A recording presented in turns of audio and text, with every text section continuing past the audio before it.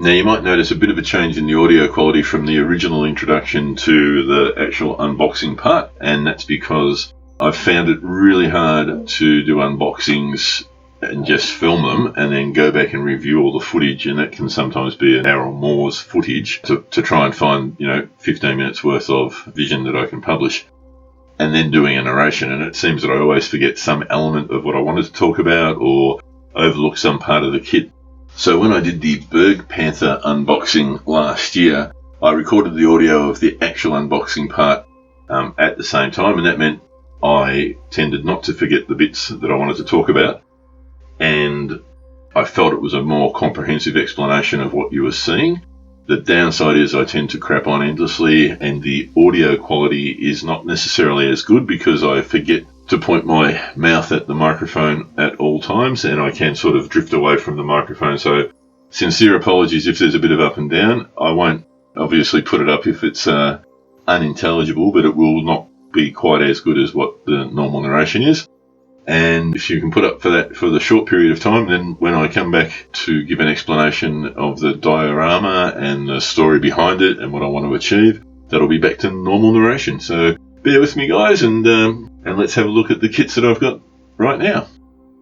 Hi guys, and welcome back. And so today we'll get on with the reveal of all the bits and pieces that will go into the next diorama, and a little bit of a plan as to what that will look like, and the unboxing of what I've got so far, which is pretty much everything except the figures. So we kick off with the US medium tank, the M26 Pershing from Tamiya, and I am very much looking forward to building this kit. So as you can see, it's still in the plastic.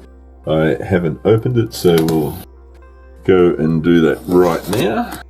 I quite like the box art on this, although the guy next to the commander, he looks like he's seen better days. Might have been a tough campaign. Now this is kit number 35254, and it has a copyright date on the box of 2002. So relatively new in the scheme of things, I guess, even though it is 18 years since 2002.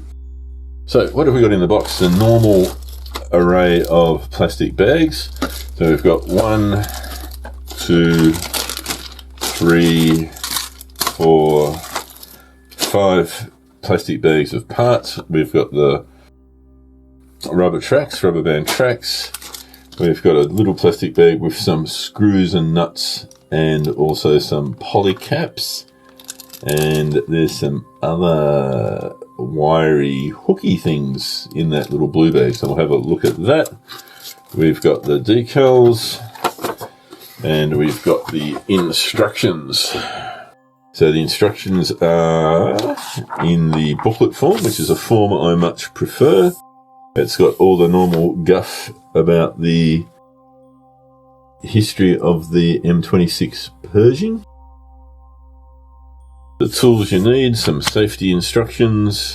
Don't go sniffing the glue, don't go cutting yourself with these things because they're sharp. Start with the lower hull assembly. That all looks like it should. Pretty normal, and that is the first 4, 5, 6, 7, 8 steps. So 8 steps to get your lower hull assembled with the wheels, etc. on. Then 9, 10, 11 is upper hull, as is 12 and 13. Now this is interesting. This has got a working suspension, which I think is really good because that opens up some possibilities for the diorama, that this might not just be sitting on a flat surface. Maybe it's sitting on top of some rubble or who knows what, maybe a tricycle. 14, 15, 16 through to 20 is the turret. 20 figures. 21 some stowage. 22 is the attachment of the stowage. Then we've got the decal plan or map. And that's about it. And, okay, so the little metal hooky things that are in that blue plastic bag are suspension springs. So I've not done a tank with suspension springs before, so I'm quite looking forward to that. Alright, so let's look at the plastic. Get myself organised here. And we may as well start with the lower hull. It comes in its own separate private little bag. The dreaded Tamiya staples, which have brought many a young man to tears.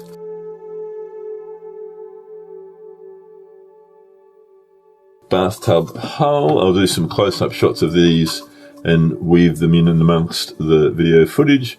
But looks to be a nice level of detail. I personally just really like the Tamiya plastic. I think it's good to work with. It glues well.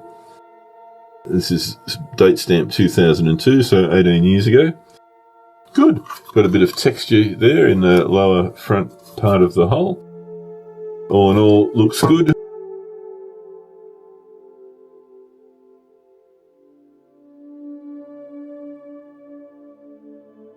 We've got the 50 cal machine gun here, which looks very nice.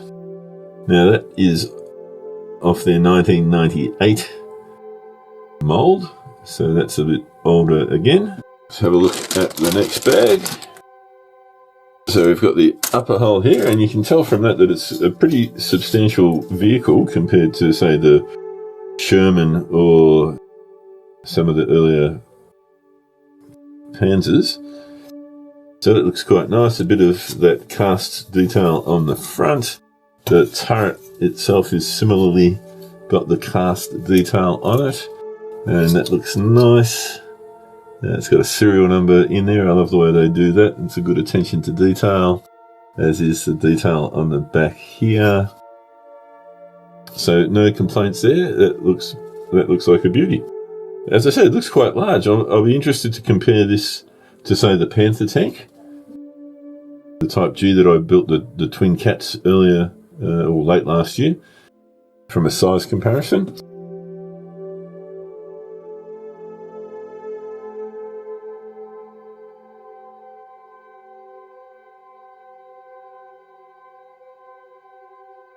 So the next sprue in that bag has got the side skirts, some tool lockers, a little bit of the, what I suspect to be the suspension in there. It's got the tow cable and some other little bits and bobs, but again, nice and clean, no flash, good detail. A little bit of stress marking on the plastic on the side skirts. It's nothing that a lick of paint won't heal though, so no dramas there. That looks pretty good.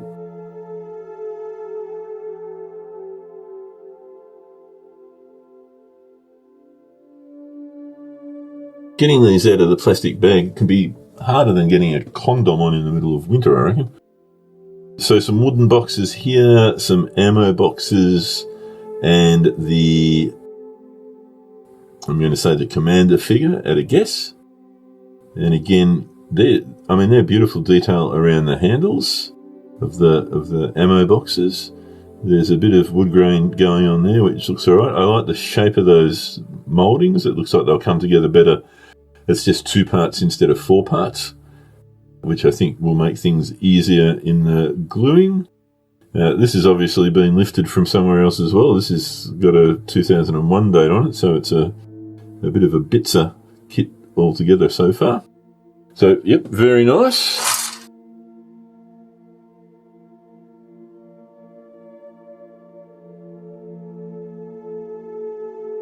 And here we have sprue F, for those who are interested in the alphabet, and G combined. So we've got grills, we've got cupola, gun mantlet, some hatches. We also have the other figure, the guy who said was looking a bit perplexed. That's because he's got a crap hat on. No doubt we'll be changing heads on these boys, I think. But again, some nice cast detail there. And I'd say I'd be very, very happy with the quality of this. No flash anywhere, which I guess we should be becoming used to now. And if there are injector pin marks on the back sides, they're not in any prominent positions that are going to cause us an issue. So I can't tell you how much I'm looking forward to building this. I think it will be a lot of fun.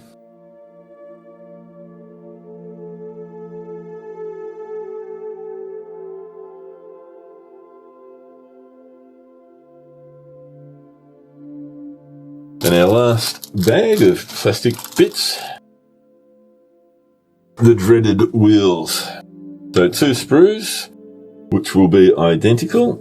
And what we're looking at here is, again, good quality detail. I quite like that. No flash.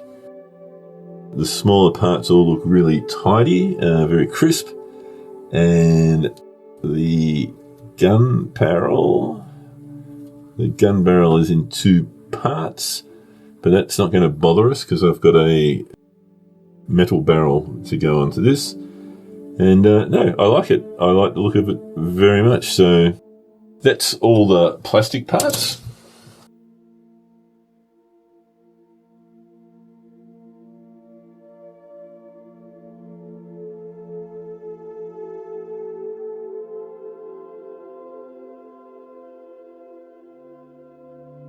So we've got the rubber tracks here, and yeah, they're, hey, don't get me wrong, I am not one of those people who turns up his nose at rubber tracks. I think they're reasonably good these days, and I can't see anything glaringly wrong with these, but I won't be using them because I've got some Friul tracks as well. I think I'll just leave these here for the moment because we might do a comparison to the Friul tracks.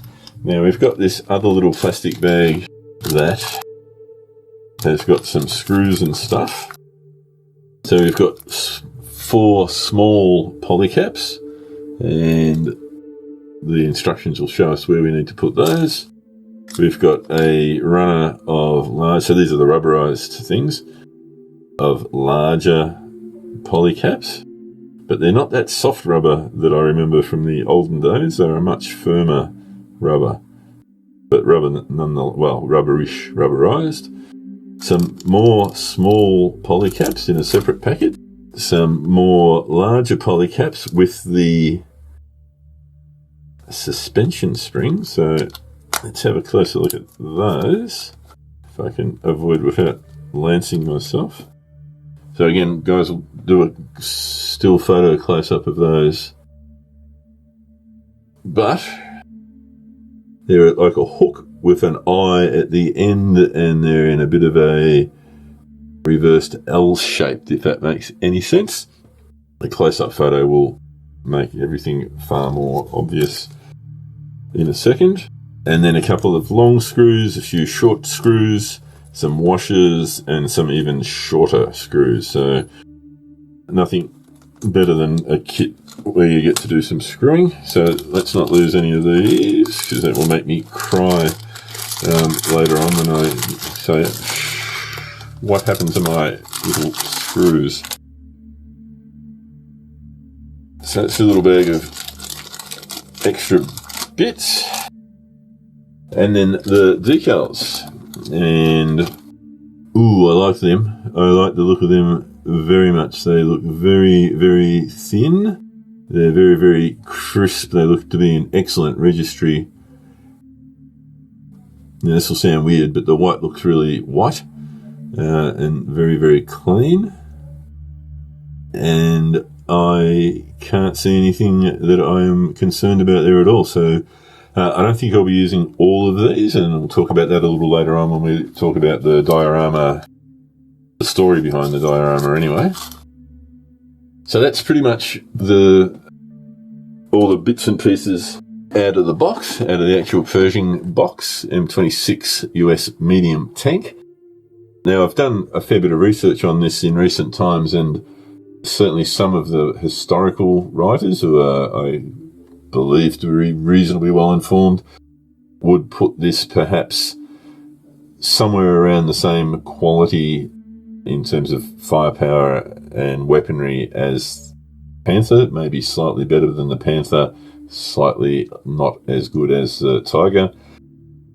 I'm not sure about that. He didn't get to see a lot of actual service, to be honest, so I'm not sure if they're reliable comparisons based certainly on the the 1945 time frame. But anyway, it looks like it will be fun to build and pretty straightforward, so keen to get stuck into this very soon.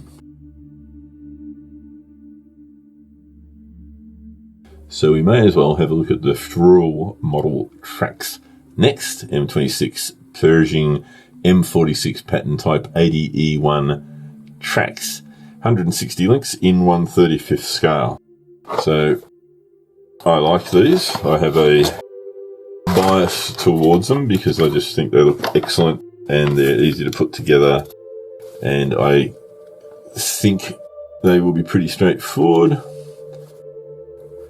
This set includes two types of track links, one with the end connector in 90-degree angle for straight top and lower run, the other with a slightly bent end connector, smaller quality for the darker marked areas, and that would be around the drive wheels and the sprockets and just at the bottom there. So that's good to know, and I'm going to assume that the smaller quantity is the quantity that's in here. I can't obviously discern any difference, but the larger quantity also has a Friulmodel's Tamiya type ambush staple hiding in the plastic, so they look pretty good and very, very nice, very clean. It won't take a lot of work to get these ready to assemble. And if I just do a strict side-by-side comparison here, and again guys, I'll zoom in with some still photos to make this easier to see, but they look quite different than the plastic tracks, and I guess that's because these are type 80E1s, and I haven't done enough research to know the difference between what Tamiya have provided here, what type they are. But these remind me very much still of the just the straight old Sherman tracks. That'll be something to do a little bit more work on. But I like them and I am happy with them. So that is our Friulmodel tracks. That comes, of course, with the wire. Now, last time I used staples to join them together, and that was fine, but it was a bit of a pain in the backside having to straighten the staples out. And then I actually found some flat staples that didn't need to be straightened out, but they needed to be separated, and that was a bit of a pain too. So I'm going to be radical in this build, and I think I'll use the actual wire that's been provided, because how bad could it be? And if it is bad, well, then I'll adapt and overcome with another method, but I can't see any particular reason why I shouldn't use it. Typically you need to drill these out with a pin vise just to make sure that they're clear. So yep, so they're the Friul tracks. Pretty happy about them. All good.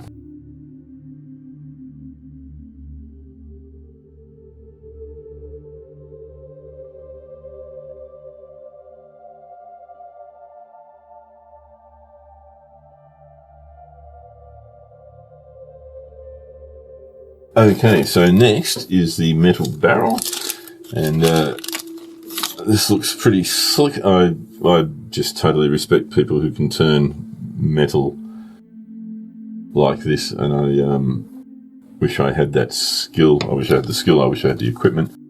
And in the depths of the plastic bag here is another plastic bag, which is very reluctant to come out.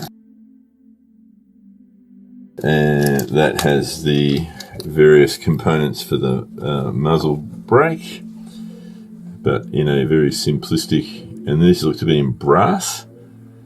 And I just love the fact that, you know, this is precision engineering. This just screws in beautifully.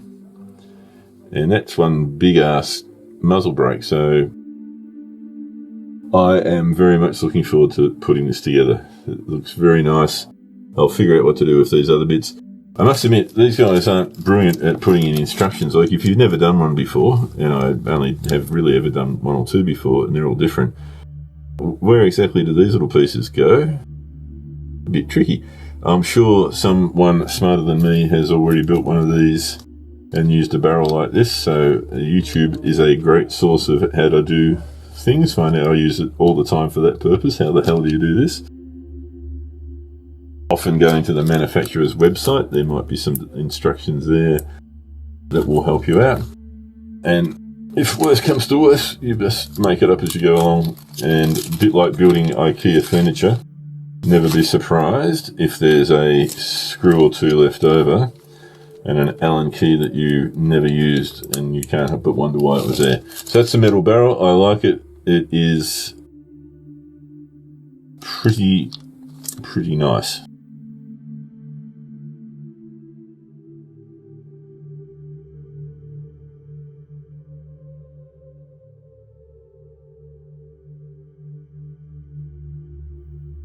More Photo-etch. So I know I said I was badly scarred regarding Photo-etch after building the super photo-etched Panther, but I bought this roughly at about the same time as I bought the other stuff, so I hadn't technically been scarred at that stage, and enough time has passed and enough enthusiasm is present for me to forget about all that and try and do it again. So this is from ET Models, US M26 Pershing, US M26 Pershing medium tank, and it has got some instructions. At first glance, they don't look too bad. Cautiously saying that because the devil's in the detail. I'm not immediately recoiling in fear. And some nice detailing on the 50 cal. So that looks promising. I'll take some close-ups of these. But they look to be very nice. I mean, it's PE, so you wouldn't expect anything else. Tiny little parts, locks and hooks and the little bits of chain and what have you. There's only one piece here attached to that. And then in the little plastic bag that comes with it, we've got 1, 2,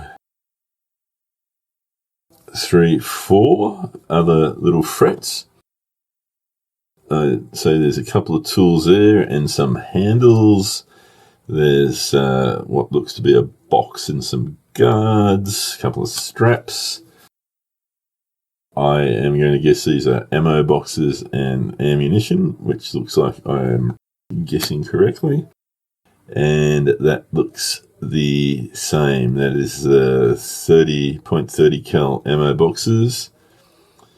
And this is 50 cal ammo boxes. And that's 50 cal machine gun bits. I've become wiser because I've just realised they tell you on the fret what they are actually for. So that's good. Now there's some little black tubey things here. Springs. Oh, they're little springs. God, I need my magnifying glasses on. So I can see 3 of those. Let's hope to God that that's all there were. Because, yes, that's all there were, because I just feared that I might have thrown them out with gay abandon and lost them. So 3 tiny little metal springs. I like the look of those. A clear resin piece, which I'm guessing is a vision port. Guessing. Some periscopy stuff in resin. And some periscopy stuff in other resin. And some wire tow rope. Nice.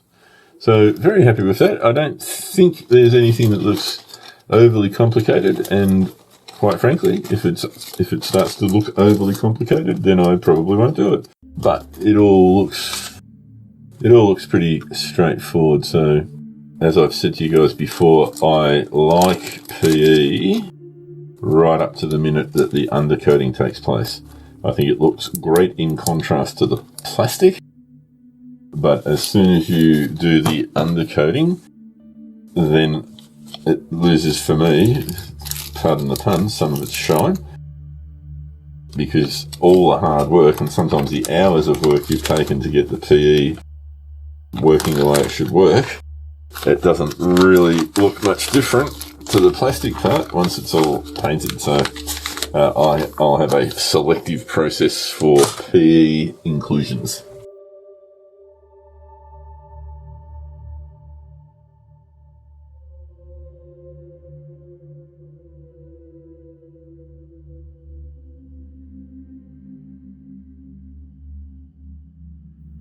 And lucky last, for what I've currently got in supply, is Friulmodel's M26 Pershing Crew, kit number 339. This is a 1/35 scale resin kit. I'm suspecting that there are 4 figures in here.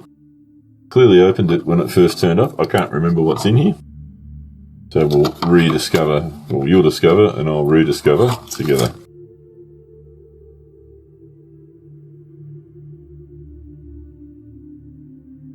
So, what have we got in here? We have got old mate with his hat on. He's also not looking happy, but he's got, I suspect this is the driver. Or maybe, no, maybe he's the MG operator. That's probably the driver there. But he's got some overall-y bibs on. And that's interesting. I literally thought this was a 3-man kit. I saw those 3 guys. I didn't realise old mate was hiding down there behind the driver's lever. So we've got this dude. We've got this dude who, again, there's no instructions of this, so yeah, good luck if you haven't ever built one before. He is undoubtedly the driver, sitting down in the front. So we've got these 2 guys.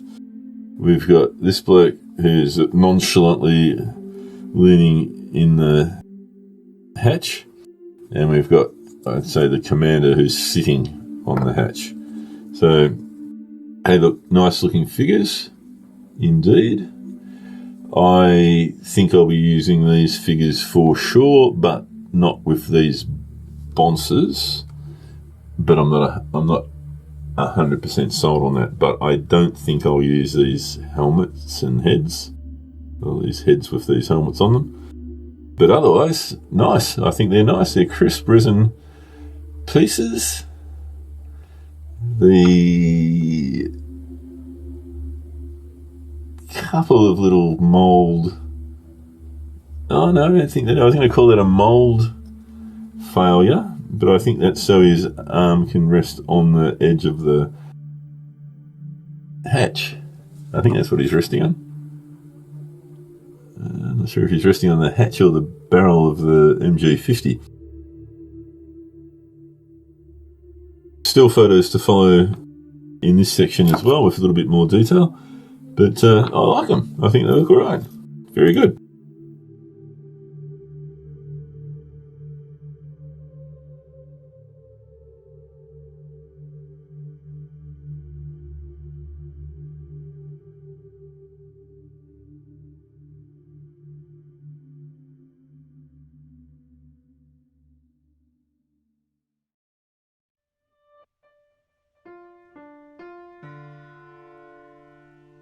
So we'll have a look at the plan for the diorama next, and this is typically about as much detail at this stage as I put into developing the plan. So in the corner, left back corner, there'll be at least the facade of a building, and then along the right hand edge there'll also be another building, so it'll give a bit of a street depth pushing back. The tank itself will be somewhere around about there, the brilliant artwork here, and then we'll have 4 guys here, and they will be German infantrymen who are prisoners.